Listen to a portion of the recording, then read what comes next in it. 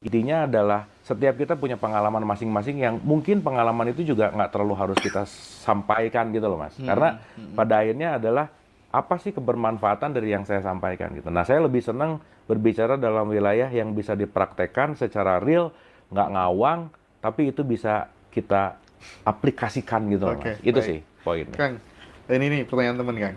Tuhan itu katanya laisa kamislihi sayun, Ya, ya kan? Tapi di sisi yang lain juga dikatakan nurin ala nur, gitu kan ya. Nah, menurut rasio Kang Abu bagaimana tuh dua hal itu? kan itu tuh maksudnya kan nggak ada yang serupa kan, ya kan? Tidak menyerupai segala sesuatu. Tidak menyerupai segala sesuatu. Sekarang pertanyaannya gini, Mas Hendra. Nur ala nurin itu kan cahaya di atas cahaya. Sekarang pertanyaannya, kalau cahaya di atas cahaya, semua ini adalah produk cahaya, semua ini adalah sumbernya sama. Betul nggak? Oke. Karena semua ini adalah energi kan. Oke, oke. Iya kan? Oke. Berarti kan dari semua yang kita lihat ini, mau manusia, mau ini semua, maka materi itu adalah energi yang memadatkan. Jadi to be simple, untuk mudahnya, bahwa ini semua adalah energi. Oke. Betul nggak Mas Hendra? Oke, sekarang saya tanya, kalau ini semua energi, berarti kemanapun saya melihat energi itu nggak? Iya. Melihat cahaya itu nggak? Iya dong. Berarti kalau kita menyadari bahwa ini adalah realitas, kemana saja saya melihat wajah Allah. Wajah itu kan penampilan, Iya. ya kan? Tapi bukan Allah, Oke. karena ini partikel. Kalau ini disatuin semua, baru jadi Allah. Ini kan tetesan-tetesannya. Berarti semuanya dia nggak? Sekarang saya tanya, tidak ada yang serupa dengan dia, betul nggak? Iya. Kenapa Mas? Karena semuanya dia. Gitu loh. Orang semuanya dia kok. Kita terselimuti oleh dia. Kita terselimuti oleh dia, gitu. Jadi pada dasarnya di Al-Baqarah 115, kenapa ada kata-kata timur dan barat milik dia, kemana saja kamu melihat penampilanku. Jadi kalau kamu mau ngelihat apapun, ya kamu cuma ngelihat aku gitu. Jadi sebenarnya. ngelihat yang paling gampang tuh melihat Tuhan, betul Iya. katanya Kang Abu tuh. Iya. Kita akhirnya tidak hanya bilang Allahu Akbar, tapi kita tahu seberapa besar. That's it.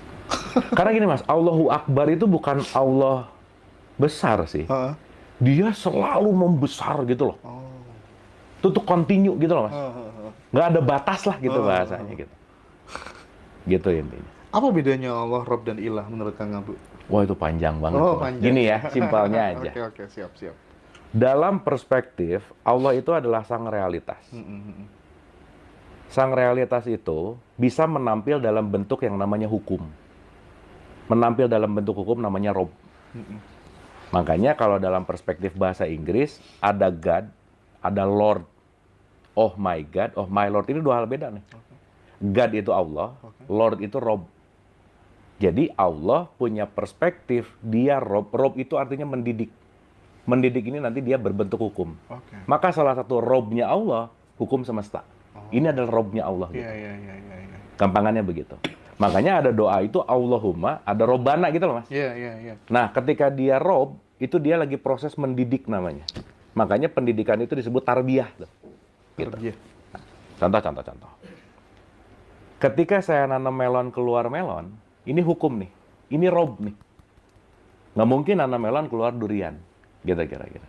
Nah, yang meliputi semua sang pemiliknya itu disebut Malik. Nggak bisa diganggu-gugat gitu. Nah, maka semua hanya tunduk kepada ilah ini gitu. Gitu kira-kira. Nah, jadi nanti mungkin ya kapan-kapan kita bahas detail gitu. Makanya kenapa di surat An-Nas nomor pertamanya Rob dulu. Baru Malik, baru ilah. Nah, ini bentuk kasih sayang Allah, Mas. Jadi Allah itu memperkenalkan dirinya bukan Malik pangkatnya. Aku hebat loh. Tapi aku memperkenalkan diriku karena kewelas asihanku gitu. Jadi Maliknya belakangan, apalagi ilahnya gitu. Nah, jadi kenapa nomor satunya Bismillahirrahmanirrahim? Maka kata kuncinya adalah welas asih atau kasih sayang inilah yang menjadi namanya dia gitu. Nah, jadi sederhananya memang benar kita harus ngerti bahwa Allah ada partikel Rob, Malik, dan ilah. Tapi seenggaknya ngerti bahwa ketika Allah sedang menjadi Rob, Rob ini adalah konteks di mana mendidik, konteks di mana dia sedang menjadikan hukum dalam kesemestaan ini gitu. Singkatnya gitu dulu, Mas. Oke. Kapan-kapan kita bahas detail ya. Siap. Kapan-kapan. Oke, beberapa pertanyaan terakhir.